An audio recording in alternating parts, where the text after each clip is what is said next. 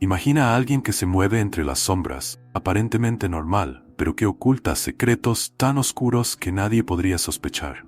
Una persona que día tras día esconde un deseo insaciable por algo que todos tememos. Hoy serás llevado a esa oscuridad, donde las apariencias engañan y el terror es muy real. Si tienes el valor, únete a nosotros en este inquietante viaje. Pero ten cuidado. Lo que descubras aquí podría atormentarte para siempre. Al principio, parecía como cualquier otra persona. Un joven callado, sin grandes ambiciones, solo otro rostro en la multitud. Nadie podría haber imaginado el monstruo que se escondía detrás de esos ojos vacíos. Creciendo en un hogar desestructurado, aprendió desde pequeño a disfrazar sus emociones, a ocultar sus deseos más oscuros. La vida lo moldeó de una manera que pocos podrían comprender. Mientras otros chicos soñaban con ser héroes, él alimentaba fantasías que nunca podría compartir. Con cada día que pasaba, su sed de control sobre la vida y la muerte crecía silenciosamente, como una semilla plantada en lo más profundo de su alma. Más tarde, describió su infancia como infeliz. Intentó suicidarse por primera vez a los 9 años, ingiriendo productos químicos en una tienda, la primera de muchas tentativas a lo largo de su vida. Después, trabajando como enfermero, admitió haber fantaseado con robar drogas del hospital donde trabajaba y usarlas para acabar con su vida. Se sintió atraído por la enfermería por la promesa de estar tan cerca de la línea que separa la vida de la muerte. Para él, esto era más que una carrera. Era una obsesión, una manera de explorar su lado más oscuro sin levantar sospecha. Y así, el monstruo comenzó a formarse, lentamente, sigilosamente, mientras el mundo a su alrededor seguía sin darse cuenta del horror que estaba a punto de desatarse. Y fue en ese silencio, en esa aparente conformidad con la vida ordinaria, que el verdadero terror comenzó a desarrollarse. El inicio de un viaje que nadie jamás olvidaría. Las primeras muertes fueron fáciles de ocultar. Eran pacientes frágiles, ya cerca del final. ¿Quién sospecharía de una inyección más o de un medicamento administrado en el momento equivocado? Pero para él, cada accidente era un paso más hacia la satisfacción de un deseo enfermizo. La adrenalina corría por sus venas mientras observaba cómo los monitores cardíacos perdían el ritmo y luego se detenían por completo. Dentro de las frías paredes del hospital, se movía con la precisión de un depredador. Las jeringas eran sus armas, los medicamentos, su veneno. Escogía cuidadosamente a sus víctimas, prefiriendo a aquellos cuyas muertes serían menos cuestionadas. Con cada nueva víctima, se volvía más atrevido, poniendo a prueba los límites de la suerte y la confianza ciega que sus colegas depositaban en él. Las sospechas comenzaron a surgir, pero de manera sutil, como susurros en el pasillo. Una enfermera comentaba sobre el aumento de muertes durante sus turnos, otra notaba algo desconectado en él. Pero ¿quién se atrevería a cuestionar a un enfermero dedicado que parecía preocuparse tanto por sus pacientes? La verdad era que manipulaba a todos a su alrededor, manteniendo una fachada impecable mientras el número de cuerpos seguía creciendo. Y así, las sombras comenzaron a agitarse, pero aún sin la fuerza suficiente para revelar el horror que se estaba gestando. Reclamó su primera víctima administrando una sobredosis letal de medicación intravenosa a un paciente que había sido ingresado por una reacción fotoalérgica a un medicamento para mejorar la circulación sanguínea. Admitió haber matado a varios otros pacientes en el mismo hospital, incluido un paciente con SIDA que falleció después de recibir una dosis excesiva de insulina. Dejó el hospital cuando las autoridades comenzaron a investigar quién había contaminado las bolsas de suero. Una investigación interna determinó que probablemente era responsable de este acto, lo que resultó en la muerte de decenas de pacientes en el hospital.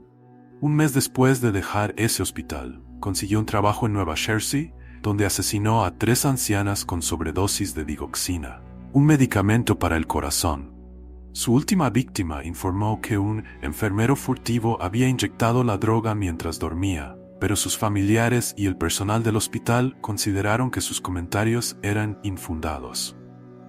Al año siguiente, se mudó a Phillipsburg y afirmó que quería dejar la enfermería, pero los pagos de pensión alimenticia ordenados por el tribunal lo obligaron a seguir trabajando. Irrumpió en la casa de una compañera de trabajo mientras ella y su hijo dormían, pero se fue sin despertarlos. Luego comenzó a acosar a la mujer, quien presentó una denuncia policial. Posteriormente, se declaró culpable de allanamiento de morada y recibió una sentencia de libertad condicional de 1 año. Días después, intentó suicidarse nuevamente, permaneciendo alejado del trabajo durante 2 meses debido a la depresión que trató en 2 instituciones psiquiátricas. Intentó suicidarse 2 veces más antes de dejar su trabajo en ese hospital. Comenzó un periodo de 3 años en la unidad de cuidados intensivos para pacientes cardíacos. Posteriormente, afirmó que no atacó a nadie durante los primeros 2 años, pero los registros hospitalarios ya habían sido destruidos cuando fue arrestado. Admitió, sin embargo, haber asesinado a 5 personas más al aplicar nuevamente una sobredosis de digoxina. Luego encontró trabajo en un nuevo hospital, pero pronto fue despedido por bajo rendimiento. Estuvo desempleado durante 6 meses, dejó de pagar la pensión alimenticia y una vez más buscó tratamiento para la depresión en la sala de emergencias. Fue internado en una clínica psiquiátrica, pero salió poco después. Fue contratado por un hospital en Pensilvania, donde fue asignado a una unidad para pacientes dependientes de ventiladores. En este centro, fue acusado de drogar a los pacientes y finalmente fue despedido después de ser visto entrando en la habitación de un paciente con jeringas en la mano. El paciente terminó con un brazo roto, pero aparentemente no recibió las inyecciones. Causó la muerte de un paciente en ese hospital, una muerte que se atribuyó a otra enfermera. Luego fue contratado por otro hospital, donde asesinó a un paciente con digoxina. Un análisis de sangre del forense mostró cantidades letales de digoxina en la sangre de la víctima. Pero una investigación interna del hospital fue inconclusa y no implicó definitivamente al enfermero. Más tarde trabajó en Somerville, donde en 13 meses mató a 13 personas utilizando los mismos medicamentos, y luego fue despedido después de que se iniciaran las investigaciones. Cuando una ex enfermera colega suya lo convenció de confesar los crímenes. Los pasillos del hospital siempre habían sido un lugar de vida y muerte, pero para él eran un campo de experimentos macabros. Con cada turno se volvía más confiado, más audaz, y las muertes comenzaron a parecer menos coincidencias y más un patrón oscuro. Los informes de defunción estaban llenos de explicaciones que parecían plausibles, pero algo andaba mal, terriblemente mal. Algunos médicos atentos comenzaron a notar que el número de muertes durante sus turnos era anormalmente alto. Las causas eran a menudo inexplicables: paros cardíacos repentinos, reacciones adversas inesperadas a medicamentos, pacientes que parecían estables y de repente sucumbían. Pero él era cuidadoso, sabía exactamente cómo manipular los registros, alterando pequeños detalles aquí y allá, jugando con la burocracia que a menudo deja que los detalles se escapen. Fue entonces cuando los rumores se convirtieron en susurros más fuertes. ¿Qué está pasando?, se preguntaban, mientras el número de cuerpos crecía. Pero el verdadero horror estaba en los descubrimientos de los pocos que se atrevieron a investigar más a fondo. Al cruzar los datos, se dieron cuenta de que muchas de estas fatalidades tenían algo en común. El apodo comenzó a circular entre quienes sospechaban, el ángel de la muerte. Y aunque nadie tenía pruebas concretas, el miedo comenzó a instalarse. Algo oscuro estaba sucediendo, algo que desafiaba la lógica. Se adentraba en los recovecos más oscuros de la mente humana. Sabía que la clave para continuar su macabro viaje era la discreción. Nada de actos grandiosos o impulsivos. Cada movimiento estaba calculado, cada paso cuidadosamente planeado. Mientras sus colegas se preocupaban por diagnósticos y tratamientos, él estaba 2 pasos adelante, creando la ilusión perfecta. Los pacientes eran cuidadosamente seleccionados. Los más frágiles, los más olvidados, aquellos cuyas muertes pasarían desapercibidas en el gran esquema de las cosas. La habilidad con la que manipulaba el sistema era aterradora. Los documentos se llenaban con precisión quirúrgica, los datos se ajustaban para que las muertes parecieran naturales.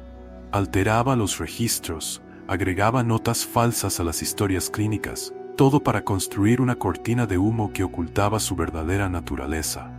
A los ojos del mundo era solo otro enfermero dedicado, abrumado por el peso de ver tantas vidas desvanecerse. Pero detrás de esa calma y profesionalidad, había un maestro de la sombra.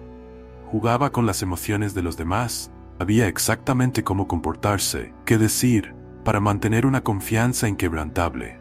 Cuando comenzaban a surgir sospechas, se hacía la víctima, lamentando las pérdidas. expresando su propia angustia por no poder salvar más vidas.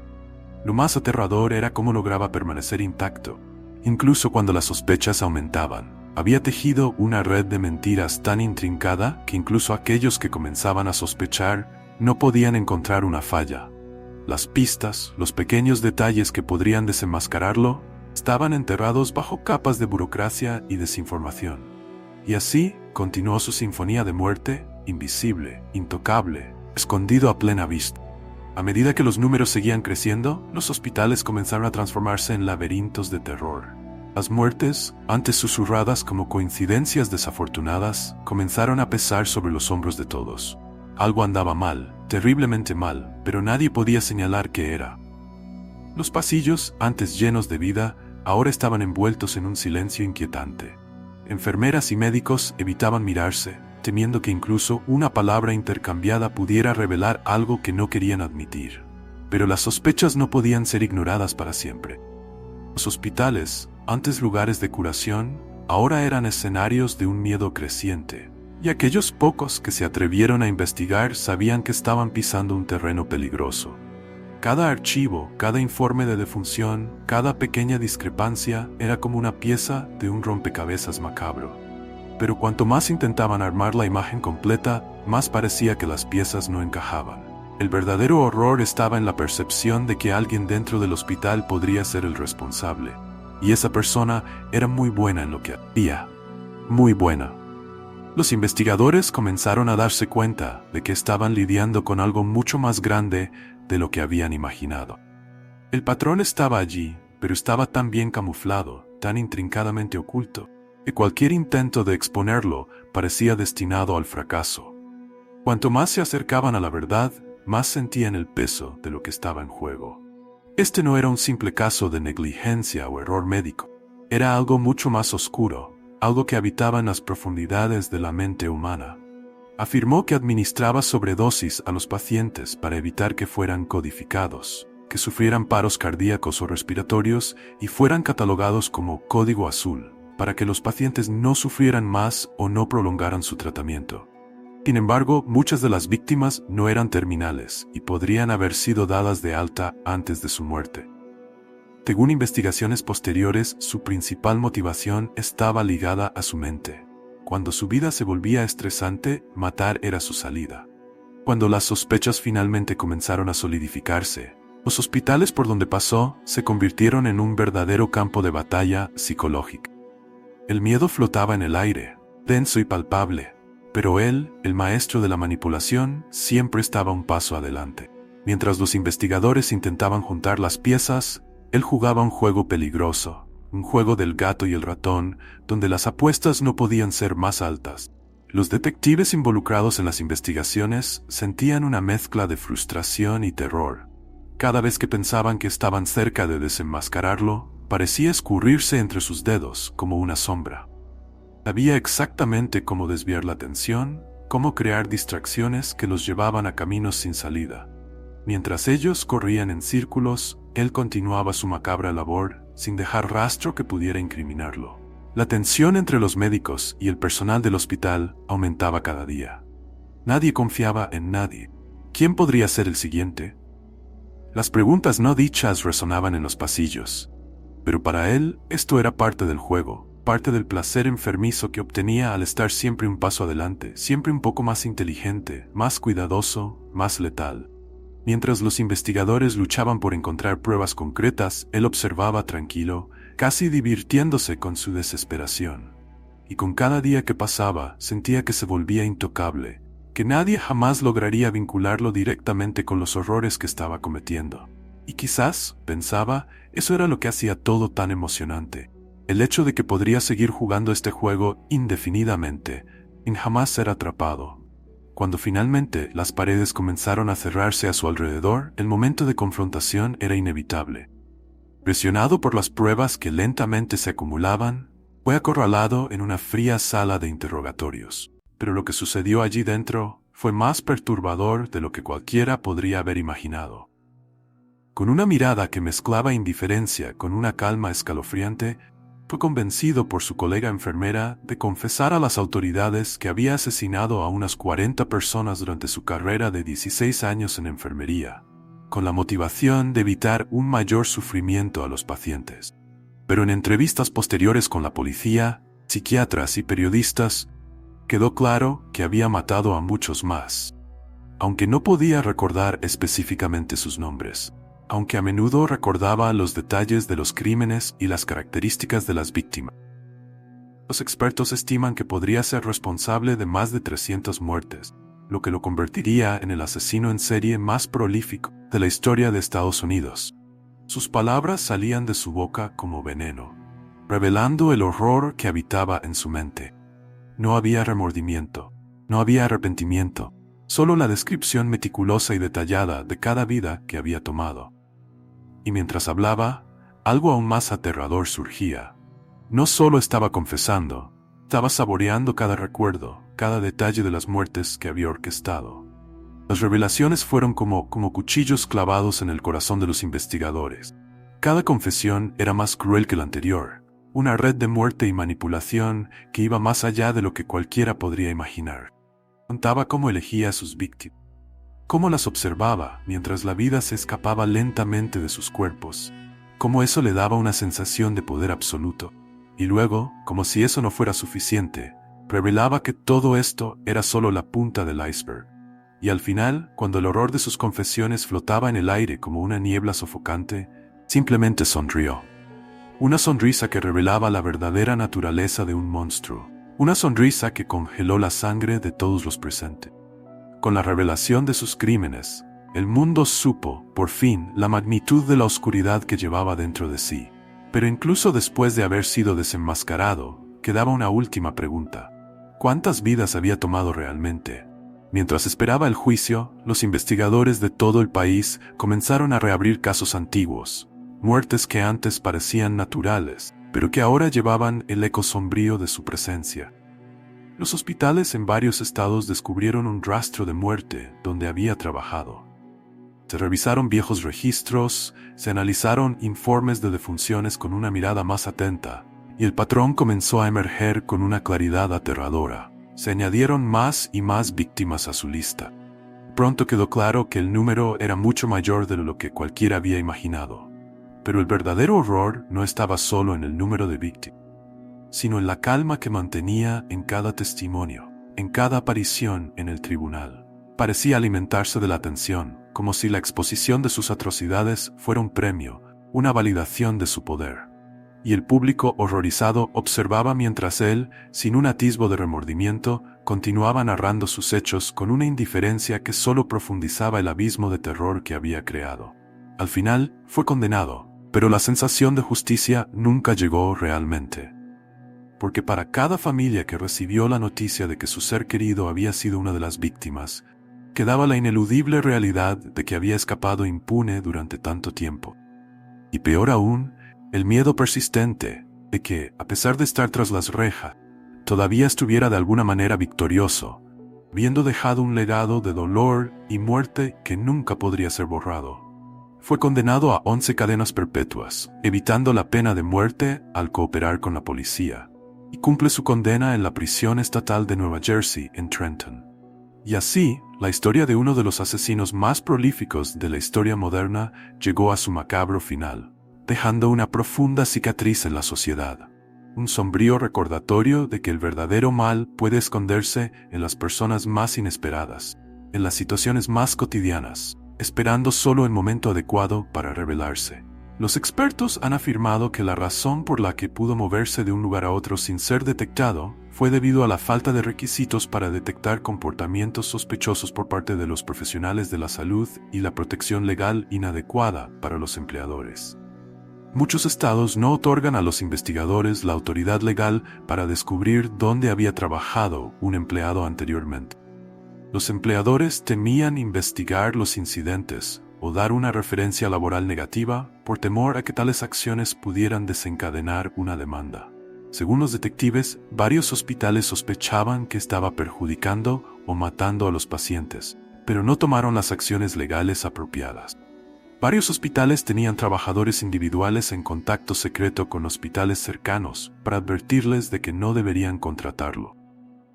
Alertados por el caso, Pensilvania, Nueva Jersey y otros 35 estados aprobaron nuevas leyes que alientan a los empleadores a dar evaluaciones honestas del desempeño laboral de los empleados. Muchas de las leyes, aprobadas en 2004 y 2005, reforzaron los requisitos de divulgación para las instalaciones de atención médica. Si esta historia te ha dejado inquieto, con el corazón acelerado y escalofríos en la espalda, entonces estás en el lugar correcto.